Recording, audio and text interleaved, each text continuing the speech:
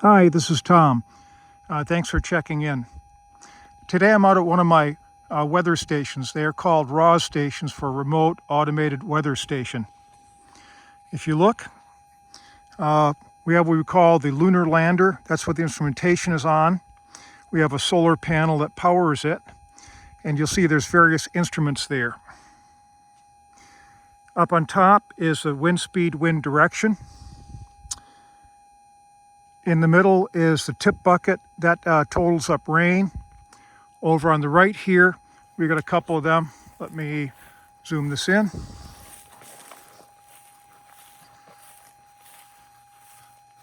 This one here in front is a solar radiation indicator. What that does is it checks the amount of solar energy actually reaching the site. And the instrument in the back is what we call an RHAT, relative humidity air temperature sensor. And this is what we call the DCP. This is our platform right here. I've taken the liberty of going ahead and opening it up, making sure there's no bees in here. This is made by FTS in British Columbia. We've used these things for decades here. And let's see, wakey, wakey. There we go. And we've got our readings right here. Rain is right now is about 74.24 inches. Wind speed is about 0. Let's take a look. We'll zoom out here. I'll try to pan this a little bit better than I usually do. Very, very light wind here. I'll bring it back in.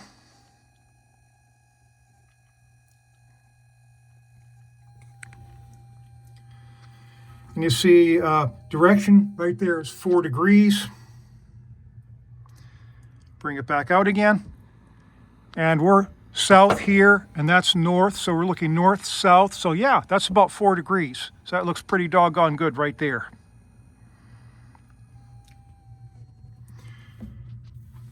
Air temperature, 47.6 degrees. Great day here. Relative humidity is about 80%. That's fantastic. MBV, that's battery voltage. We're sitting at 14.0 volts, so that's not bad. And the pyrometer sensor, that's the solar radiation. We're at 256 watts per meter squared. I'm going to pull us back out here. We'll take a look, and you can see it's late season here. We're almost into November.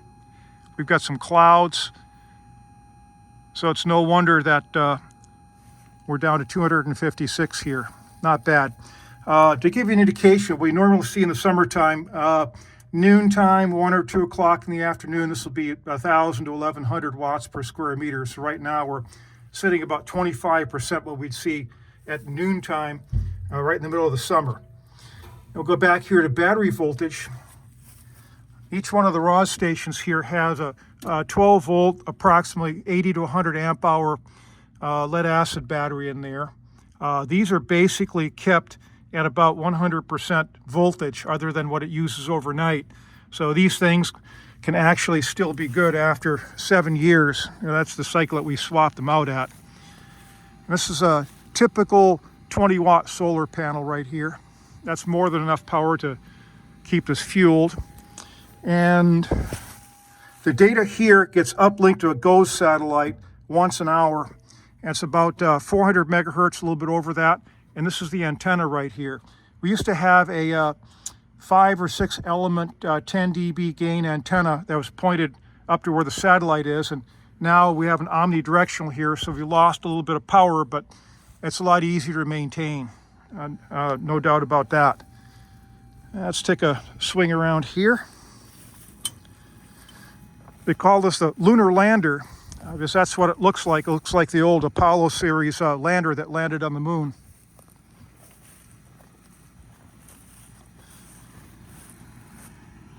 And there's our wind instrument right up there. We got these guys that hold it up and keep things steady. We're on a maintenance schedule here. The RHATs get swapped out every year.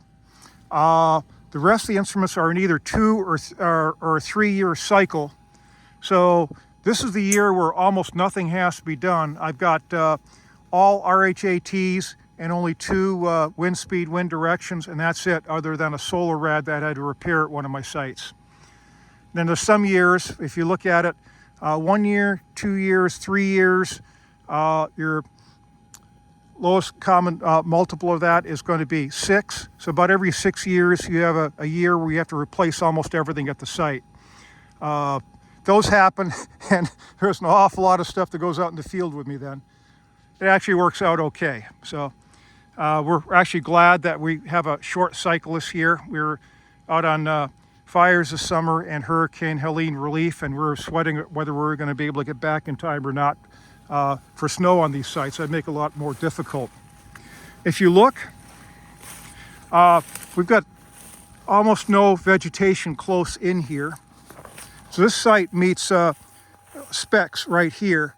There's nothing closer than for every 1 foot up, we have to be 10 feet out. So we're probably right at the limit with that tree right there. I'd like to see that one disappear and maybe see some of those over there disappear too. But this is actually a really good site compared to some of the ones that we have.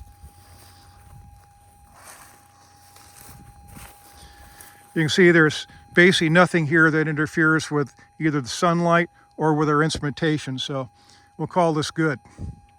I've already gone ahead and done the maintenance on this here.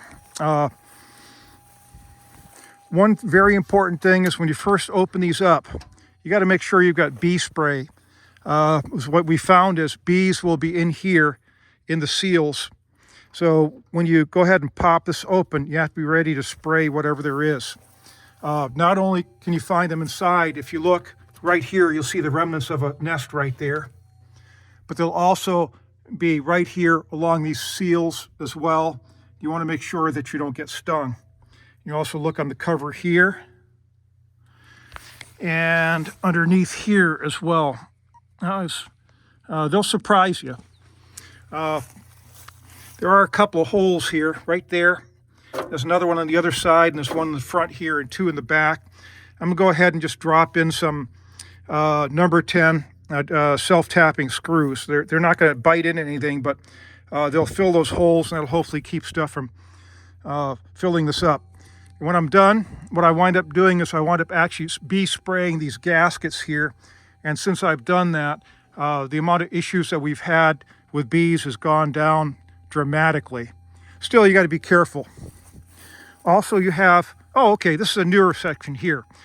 They got smart. They finally capped off all of these. So what we were finding was that bees were making homes in the ends of these. If you weren't careful, you get stung there as well. I was at a station yesterday where they actually built a home up inside here. There's nothing we can do about that, but be careful with this here too. But just as long as you know what the hazards are, you're okay.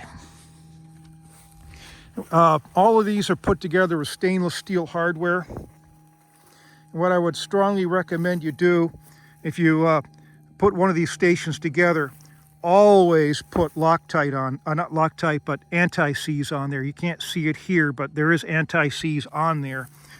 So if you have to pull this apart, you'll never have an issue with it. There's one station, because of the sighting requirements, we had to pull it and reinstall it and pull it again and reinstall it.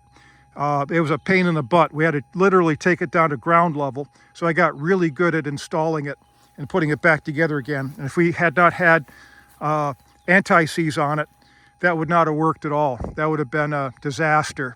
We would have broken so much hardware, it wouldn't have even been funny. Well, folks, I appreciate you. We're going to button this up and head on back to the shop. Y'all have a great day.